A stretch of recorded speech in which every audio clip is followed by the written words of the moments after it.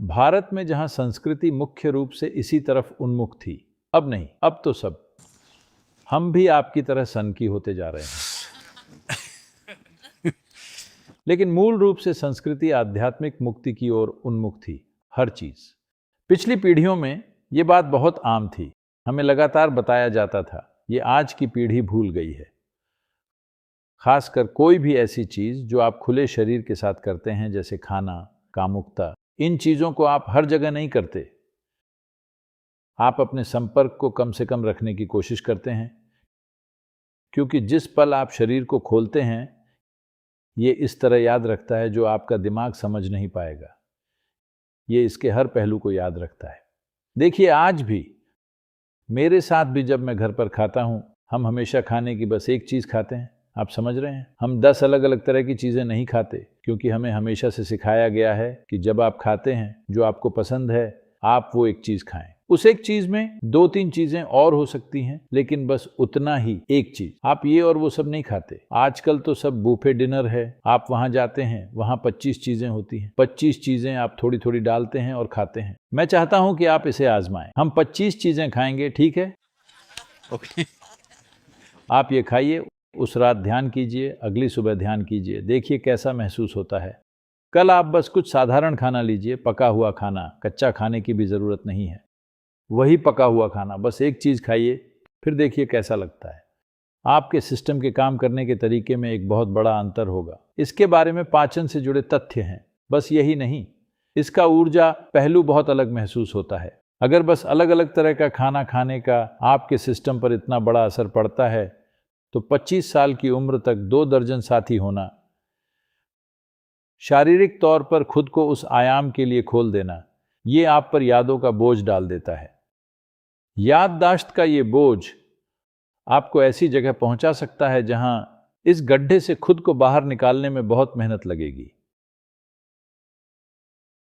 जो काफी परेशानी और तकलीफ पैदा करेगी, चाहे वो शारीरिक हो, मानसिक हो या भावनात्मक। ये व्यक्ति दर व्यक्ति निर्भर करता है कि ये किस हद तक असर दिखाता है, जो कई और बातों पर भी निर्भर करता है। इंसान के अंदर एक तरह की अंदरूनी शक्ति होती है जो अलग अलग आयामों से आती है। एक ही तरह की उकसाने वाली स्थिति में अलग अलग लोग अलग तरह से परेशान होंगे, है ना? हाँ, अगर एक मच्छर काटे, अभी अगर 100 मच्छर आकर आप में से हर एक को काटे, तो आप में से हर कोई उस एक जैसे मच्छर के काटने पर भी अलग अलग हद तक परेशान होगा। क्या ऐसा नहीं है? ये कई अलग अलग पहलुओं पर निर्भर करता है। अगर मैं ये देख लूं कि आप मच्छर के काटने पर कैसे प्रतिक्रिया देते हैं, तो मैं बता सकता हूं कि आपके दादा दादी कौन थे, आपके पूर्वज कौन थे, आप कैसे जिए हैं, आप कैसे पैदा हुए, आप कैसे मरेंगे।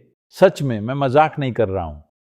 अगर हम ये समझ लें कि आप मच्छर के काटने पर अपने बगल में बैठे इंसान के मुकाबले कैसे प्रतिक्रिया देते हैं, क्योंकि ये आपके अंदर की कार्मिक याददाश्त पर निर्भर करता है कि आप इस पर कैसे प्रतिक्रिया देते हैं। ये प्रतिक्रिया शायद सिर्फ आपकी शारीरिक प्रतिक्रिया न हो। शरीर खुद अलग अलग स्तरों पर प्रतिक्रिया करता है। एक ही मच्छर के काटने पर हर व्यक्ति का शरीर अलग अलग तरीकों से प्रतिक्रिया करता है। आप बस ये कहकर टाल देते हैं कि ठीक है, मुझे मच्छर के काटने से एलर्जी है। ये जीवन को देखने का बस एक बहुत सतही तरीका है। तो इसका हर पहलू ये हर व्यक्ति के लिए अलग हो सकता है। कोई कहता है, अरे मैं इन सब से गुजरा हूं, मैं काफी अच्छे से जी रहा हूं। हो सकता है एक स्तर पर आप शायद अच्छे से जी रहे हों, लेकिन हर कोई इसे उस हद तक नहीं झेल पाएगा। और सबसे बड़ी बात, आप शायद वैसे रहे हों, पर अब आपने खुद को ऐसा बना लिया है, आप किसी और से थोड़े बेहतर हैं और आप खुश हैं। यह आपकी समस्या है। एक नारियल के पेड़ या मजबूत लकड़ी वाले पेड़ को उतना लंबा होना चाहिए। आप इस झाड़ी से थोड़े लंबे हैं और आपको लगता है कि आप महान हैं। आपका क्या किया जाए? तो आपके जीवन की पूरी क्षमता कभी साकार नहीं होगी अगर आप सिस्टम को फालतू की यादों के साथ भ्रमित कर देंगे। यही कारण है, खासकर जब बच्चे बहुत ज्यादा खुले होते हैं, यही वजह है कि हमने सिस्टम को इस तरह बनाया था। 12 साल की उम्र तक पारंपरिक तौर पर कोई पढ़ाई नहीं होती थी। आज आप कुछ नहीं कर सकते, ये अनिवार्य है, ये सरकारी नियम है। 6 साल तक आपको शिक्षा शुरू करनी ही होगी, वरना वो आकर माँ बाप को गिरफ्तार कर सकते हैं। भारत में अब शिक्षा अनिवार्य है। अगर आप अपने बच्चे को 5 साल 10 महीने का होने तक स्कूल नहीं भेजते तो आप जेल जा सकते हैं, क्योंकि आपने अपने बच्चे को स्कूल नहीं भेजा। पर वैसे पारंपरिक तौर पर 12 साल की उम्र तक आप उन्हें कभी कुछ नहीं सिखाते थे, क्योंकि आप उनके मेमोरी सिस्टम के साथ छेड़छाड़ नहीं करना चाहते थे। आप बस उन्हें छोड़ देना चाहते हैं। बस उसका शरीर बढ़ना चाहिए, उसका दिमाग बढ़ना चाहिए, जानकारी तो बाद में आ जाएगी।